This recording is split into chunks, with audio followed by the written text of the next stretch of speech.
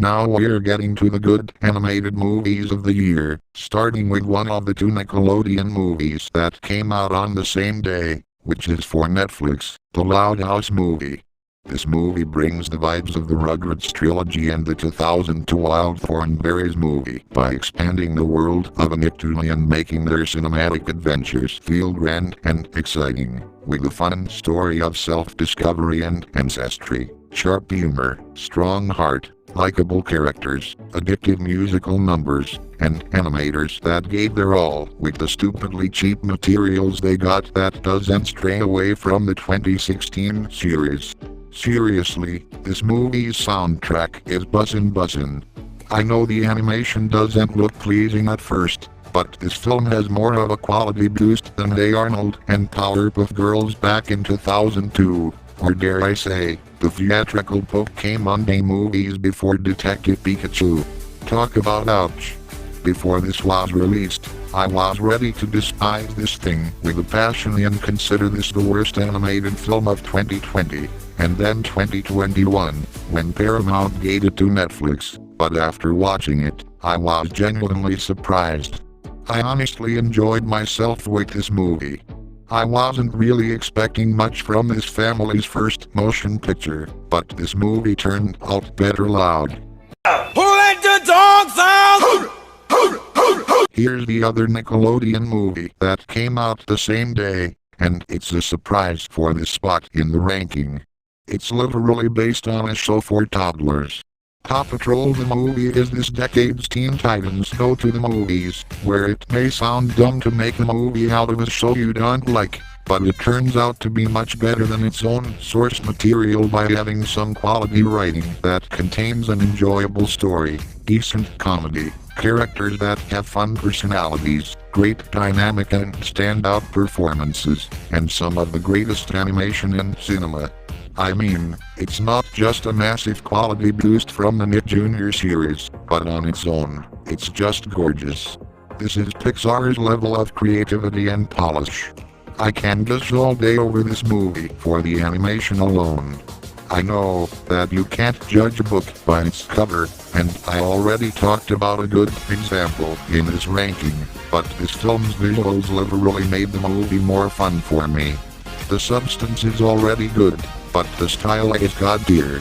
It's not the best animated film based on a cartoon, but it is certainly an adorable treat for kids and adults alike.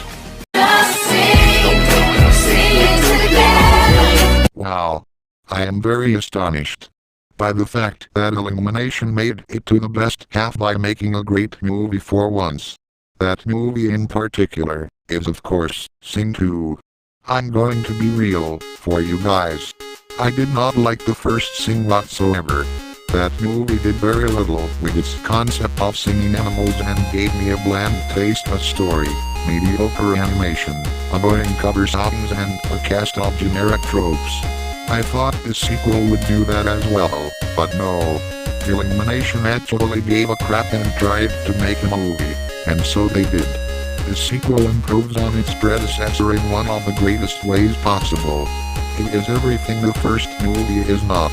The story is actually deep, serious and fun. The animation is the best that the studio has done. The cover songs are the key, and the characters really got developed for a change.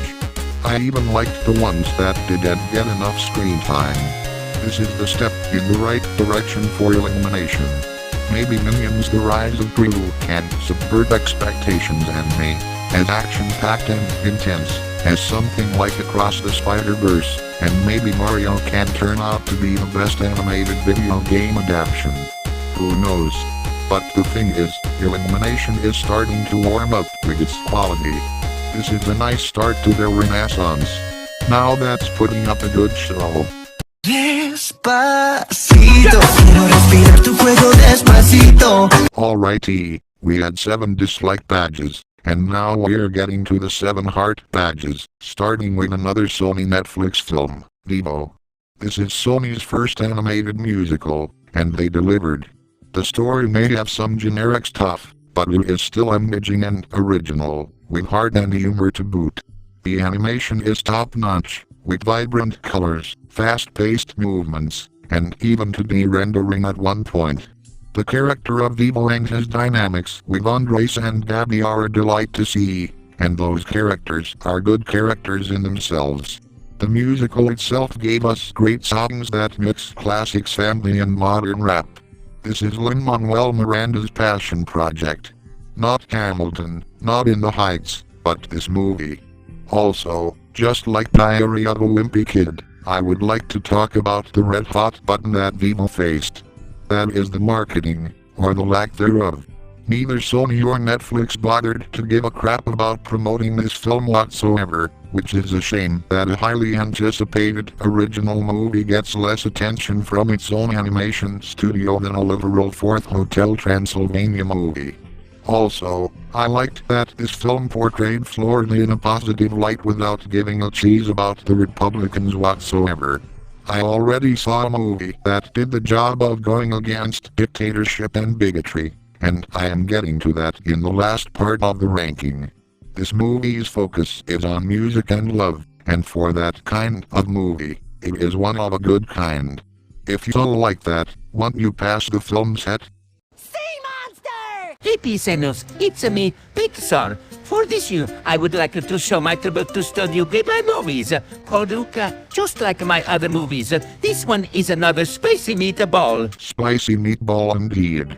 Luca is a calm and emotional tale of two sea monsters disguised as humans who explore the Italian Riviera, bond with a cup race contestant, and enjoy the simpler things in their new lives. The story here is rather simple and heartfelt, and that tone is very welcoming for Pixar. This is also the funniest Pixar movie I have seen in a while, delivering a diverse range of jokes that hit every time. I love every single character in this film, from Luca himself to Alberto to Julia to her dad to even Hercule, who is a breath of fresh air for Pixar villains by being straightforward. Not a plot twist, or someone that turns good at the end like Gabby from the final Toy Story movie. Just a villain who is bad from start to finish. What's also welcoming for a Pixar movie is the new art style that this one picked. It's a nice 3D version of most 2010s animated series from the channels I mentioned in part 1, and the studio's certainly going to use that style again. The backgrounds did a spectacular job in giving us Italian vibes with the town of Porto Rosso, and the effects and rendering are a sight to behold. It's not as good as 2020's Soul, but it still made a good splash for Pixar's library,